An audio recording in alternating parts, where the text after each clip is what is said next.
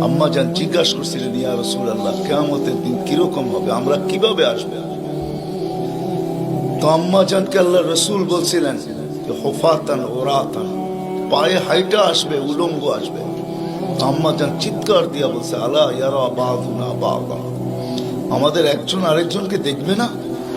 আল্লাহ রাসূল আম্মা জানের কোলে শোয়া ছিলেন, উঠা বসছেন, চেহারা রং পরিবর্তন হয়ে গেছে, আর বলছে, আয়েশা ইয়াউমুন আসির, আয়েশা বড় কঠিন দিন। তো দুটা চিত্র তুলে ধরছেন আম্মার সামনে, বলছে, আয়েশা কিরকম কঠিন শুনবা? কাআন্নী আনজুরু মূসা মুতালাফফিফুন বিউমুদিল আরশ ওয়া ইয়াকুলু রাব্বি লা আসআলুকা আল-ইয়াওমা উম্মি ওয়া লা আসআলুকা আল-ইয়াওমা উখতি আসআলুকা নাফসি নাফসি নাফসি নাফসি। বলছে, আয়েশা এরকম কঠিন দিন আমি দেখতেছি যেন মুসা আলাইহিস সালাম আরশের খুঁটি ধরে চিৎকার দিতেছে আর বলতেছে, আল্লাহ আজকের দিনে মাকে চাই না, বোনকে চাই না, চাই আমাকে বাঁচান, আমাকে বাঁচান।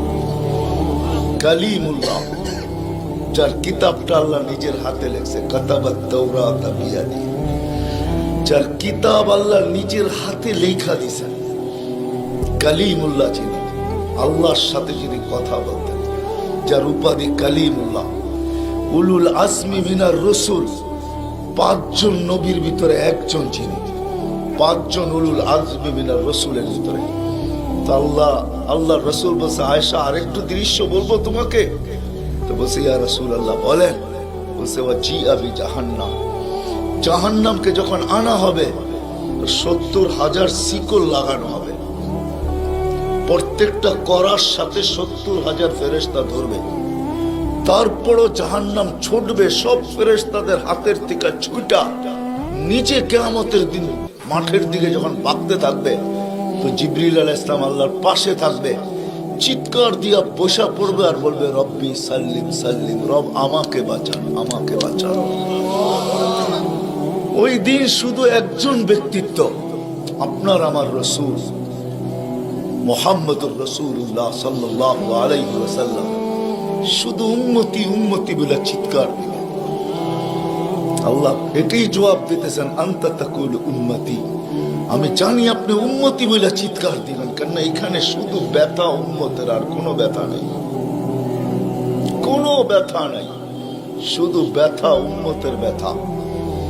এমন এক ব্যথা দিলের ভিতরে ছিল, তো বলছে আপনি উম্মতি বলে চিৎকার দিবেন, আমি বলবো রহমতি রহমতি, 99 রহমত রাখা আছে, সালতো তা, ওই দিন আপনি চাবেন আমি দিব, শাফি তুসাফা, আপনি সুপারিশ করবেন আমি মঞ্জুর করব।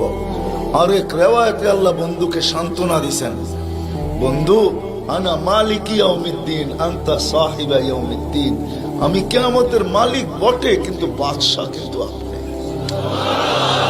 আমি মালিক কিন্তু বাদশা আপনি।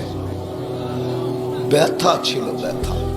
সুনামগঞ্জের মানুষ আমার চেয়ে বড় বড় ওলামারা ওয়াজ করছে, আমি শুধু আপনাদেরকে একটু নবীর ব্যথা শুনাইতেছি, কিরকম ব্যথা ভিতরে ছিল। চলেন, যখন ব্যথাই শুনাইতেছিলাম তো আরেকটু শুনাই। প্রথম সিংহায় ফুতে সব ধ্বংস হয়ে যাবে, এটাকে নফখাতুল উলা বলে, কিয়ামত যেটাকে বলে। দ্বিতীয়টাকে নফখাতুন নুশুর বলে, দ্বিতীয় সিংহা ফুতে সব আবার জন্ম হবে, সব পয়দা হবে। কিন্তু এর আগে মৌত সবার হয়ে যাবে, মালাকুল মৌতেরও মৌত হবে, এটাও সত্য, হাদিসে আছে। আমি অতদূর টানতে চাইতেছি না।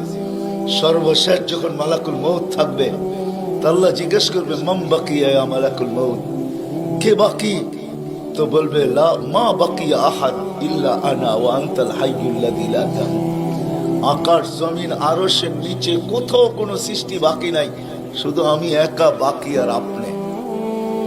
আল্লাহ জিজ্ঞাসা করবে, আইনা আনতা, তুমি কোথায়? তো বলবে, তাহতা আরশিক, আমি আপনার আরশের নিচে, উপরে তো না। আল্লাহ বলবে, মাদা তারাও, আরশের নিচে তাকায় দেখো তো কি দেখা যায়? তো উনি লেখা দেখবে, আজকেও আছে, ওই দিনও উনি দেখবেন, ইন্নী কাতাবতুল মৌত আলা মান তাহতা আরশি, আমার আরশের নিচে যে আছে তাকে মরতেই হবে। আল্লাযী হাই চিরঞ্জীব ফাহুয়া ফাওকা আরশি, সে আমার আরশের উপরে বিরাজমান। তো বলবে আল্লাহ এই লেখা আছে এখানে, তা আল্লাহ বলবে ফাতামুত আনতা, এবার তোমার পালা। ফাইন্নাকা তাহতা আরশি, তুমি আমার আরশের নিচে। ওয়া ইন্নী কাতাবতুল মাউত আলা মান তাহতা আরশি, আর আমার আরশের নিচে যে আছে তাকে মরতেই হবে। সায়ুলকি আলাইহি সাকারাতাল মাউত, আল্লাহ ওনার উপরে মৃত্যুর যাতনা ঢালবেন। আজকে যদিও উনি মৃত্যু সম্বন্ধে কিঞ্চিত ধারণাও রাখেন না, আমার বিশ্বাস উনি মৌত কি জিনিস জানেন না, এটাই তো সত্য। কি যাতনা বিষে বুঝিবে সে কিসে, কবু আসি বিষে ডংসিনি জানে। সাপের বিষ তো ওই বোঝে যাকে সাপে দংশন করছে। উনি তো নিয়ে যায় শুধু আমাদেরকে, হুকুম হয় অপারেশন সাকসেস করে না, নিয়ে যান। এমনকি প্লেনের ভিতরে উনি অপারেশন চালান, ঠিক না? মানুষ প্লেনও মরে ইদানি, আগেও মরছে। উনি নিয়ে যান, উনি মৃত্যু সম্বন্ধে কিঞ্চিত ধারণা রাখেন না। তো যখন আল্লাহর ওনার উপরে সাকরাতুল মউত, সায়ুলকি আলাইহি সাকরাতুল মউত, মৃত্যুর যাতনা আল্লাহ ঢালবেন, তো ওই দিন উনি চিৎকার দিবে, চিৎকার। কিরকম চিৎকার? বলবে বিইজ্জতিকা ওয়া জালালিক, তোর ইজ্জত আর জালালের কসম, ওয়া উলুবি মাকানিক, তোর উচ্চতার কসম মালিক।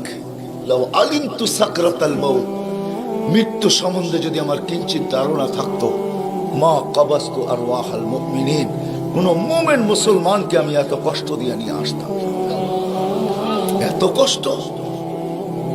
কিন্তু বহুত ওনার হবে, উনিও মুখ থুবড়ায় পড়বেন। দ্বিতীয় নফখার আগে আল্লাহ 4 জনকে পয়দা করবেন, জিবরিল, মিকাইল, ইসরাফিল, মালাকুল মউতকে। কিন্তু পয়দা করতে দেরি, জিবরিল আলাইহিস সালাম কানতে দেরি করবেন না। 3 জন জিজ্ঞাসা করবে কান্নার কারণ, বলে ইদান ইউমার ইসরাফিল, এখনই হুকুম করা হবে ইসরাফিলকে নফখাতুন নুশুরের জন্য, আর আমাকে হুকুম করা হইবে আল্লাহর বন্ধুকে মাকামে মাহমুদে নিয়ে আসার জন্য। কিন্তু আমি আমার মৃত্যুর পরে ভুলে গেছি উনার কবর কোথায়। তো 3 জন বলবে সহজ সমাধান, ফাসআলিল আরদা, তুমি জমিনকে জিজ্ঞাসা করো। তো জিবরিল আলাইহিস সালাম জমিনকে জিজ্ঞাসা করবে আইনা কবরা হাবিবার রহমান, আল্লাহর বন্ধুর রওজা কোথায়? তো জমিন উত্তর দিবে কদ দাক্কানি আল্লাহু দাক্কা ফানাসিত, প্রথম সিংহায় ফুতে আল্লাহ আমাকে এরকম ধুনা ধুনছে, এরকম ছানা ছানছে। ছানা বোঝেন? ধুনা বোঝেন? এরকম ধুনা ধুনছে, ফানাসিত, আমিও ভুলে গেছি কোথায় রাখছি। এটা মাঝে মাঝে আমাদের সাথেও ঘটে। টুপি যাবে খোঁজে সারা ঘরে, ঠিক না? সারা ঘর মাথায় উঠে ফেলে, হঠাৎ পকেটে হাত দিয়া দেখে টুপি আর জিব্বাটা কামড় দিয়ে বেরিয়ে চলে যায়, ঠিক না? নাহলে তো ঘরালার আবার এর মাথা খারাপ করবে, ঠিক না? আমাদেরও ঘটে, জমিনও ভুলে যাবে। ওই দিন আল্লাহ রসুলের কবর থেকে নূর বাহির হবে, নূর, নূর, নূর, নূর, হাত্তা ইয়াসাদ আরশার রহমান, আল্লাহর আরশ পর্যন্ত পৌঁছবে। আজকে বাহির হয় না, আজকে বাহির হলে দুনিয়া দুনিয়া থাকবে না, শেষ। আজকে সুযোগ নাই, ওই দিন বাহির হয়। জিবরিল আলাইহিস সালামকে হুকুম করা হবে নিয়ে আসো মাকামে মাহমুদে, নিয়ে আস, যাবে। পরেরটা হলো সুনামগঞ্জের মানুষ বুঝার, যদি ভিতরে দিল থাকে তাহলে বুঝবেন, নাহলে বুঝবেন না। উনি যাবে, পর মারবে পর, আর বলবে তুমি হাবিব আর রহমান, আল্লাহর বন্ধু ওঠেন। তো আল্লাহর রসুল উঠবে, হাদিসের শব্দ ওয়াহুয়া ইয়াকুম ওয়া ইয়াবকি ওয়া ইয়াকুল, উঠবে কিন্তু কানতে কানতে উঠবে, আর বলতে বলতে উঠবে জিবরিল আইনা উম্মতি, আইনা উম্মতি, আইনা উম্মতি, আইনা আমার উম্মত কোথায়? আওয়াসালা শাফির জাহান্নাম, আমার উম্মত কি আমাকে ফাঁকি দিয়া পুলসিরাতের কিনারে চলে গেছে? তারপরে জিবরিল তুমি আমাকে উঠাইতে আসছো? তো জিবরিল কসম খাবে বিইজ্জতিল্লাহি ওয়া জালালি মা শাক্কাল আরদা আহাদুন ইল্লা আনতা, আপনি ব্যতীত কেউ ওঠে নাই, উম্মত কোত্থেকে উঠবে? আপনি শান্ত হন, শান্ত, সান্ত্বনা দিবে, উঠবে, মাকামে মাহমুদে যাবে। কসম খোদার, ব্যথা আমি শুনাইতেছি আপনাদের, উঠবে, যাবে। কিন্তু মাকামে মাহমুদে বসবে না, শুধু ডাইন হাতটা রাইখা দিয়া দাঁড়ায় থাকবে। আল্লাহ জিজ্ঞাসা করবে, বন্ধু বসেন না? বলছে, না বসবো না। দাঁড়ায় আছেন কেন, হাত রাখছেন কেন? বলে, মালিক এই জন্য হাত রাইখা দাঁড়ায় আছি, এটা আমি মালিক। কিন্তু তাইলে বসেন না কেন? বলে, বসবো না। বলছে, কারণ কি কারণে বসবেন না?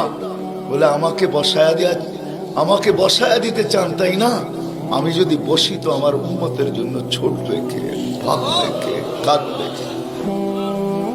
হাউজে কাউসারে যাবে কে? উম্মতের ঠোঁটে লাগায়া পেলা পান করায়া দিবে, পানি পান করায়া দিবে কে? মিজানের পাশে দৌড়াবে?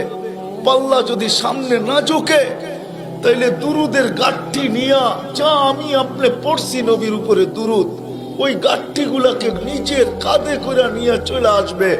প্রত্যেকের নামেরটা ইমাম কর্তুবী রহমতুল্লাহ আলাইহি লেখছেন, কিতাব মোতালা করেন, ওই গাঠটি নিয়ে আসবে, নিজে উঠায়া নিয়ে আসবে, উঠায়া।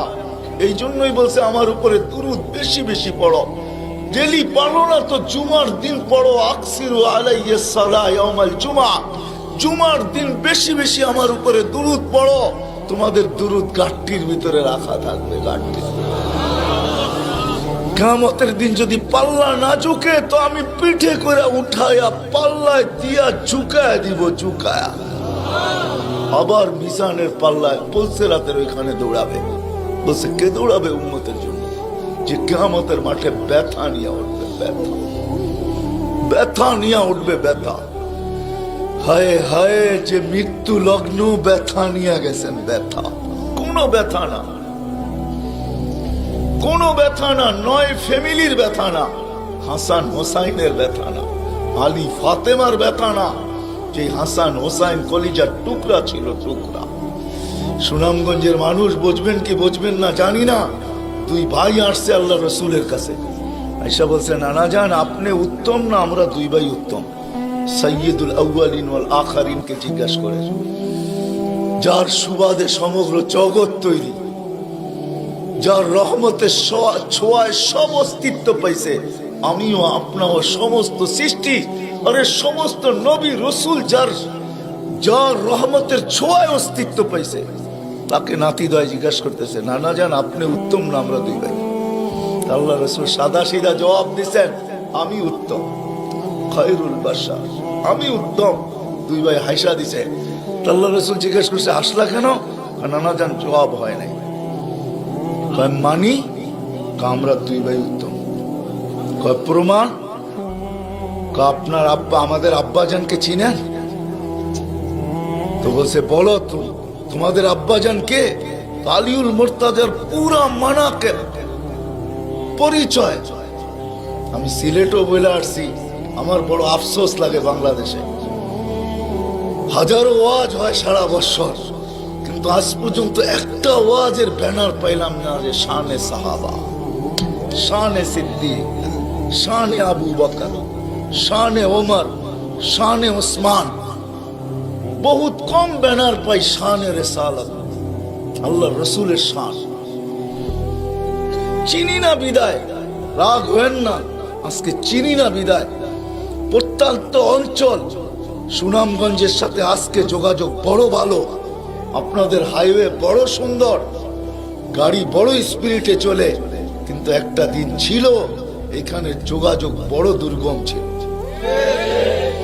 বাতিল এই সুযোগগুলোকে ব্যবহার করছে। প্রত্যন্ত অঞ্চলের মানুষ নবী জানে না কাকে বলে, রসুল চিনে না কাকে বলে। আপনারা তো শহরের মানুষ, হায় হায় আপনাদের এই সুনামগঞ্জ পাওয়া যাবে বহুত মানুষ নবীর নামও বলতে পারবে না। রাগ হয় না, রাগ হয় না, পায়ে হাত রাখে। বিদায় বাতিল এটাকে সুযোগ হিসাবে ব্যবহার করে। নবীকে যখন চিনে না তো ভুল নবীর 2 নম্বর 22 নম্বর নবীর মালা তাদের গলায় পড়ায় দেয়।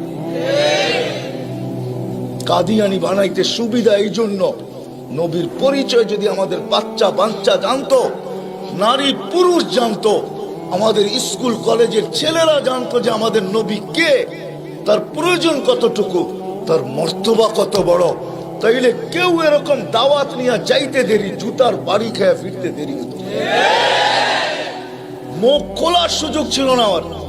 আমার বড় আফসোস লাগে, দিলে ব্যথা লাগে, ব্যথা যে বাংলাদেশে হাজারো লক্ষ ওয়াজ হয়, জানি না হুজুররা দেখছে কিনা জানি না, শানে সাহাবার কোনো ওয়াজ নেই, শানে আলী, শানে ওমর, শালিয়া, হায় হায় কথা মনে উঠছে, এই জন্য বলেই ফেলি আজকে।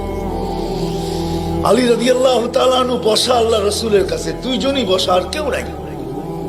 আমি আপনাদের কিতাবের হাওয়ালা দিব, কিতাব দিব।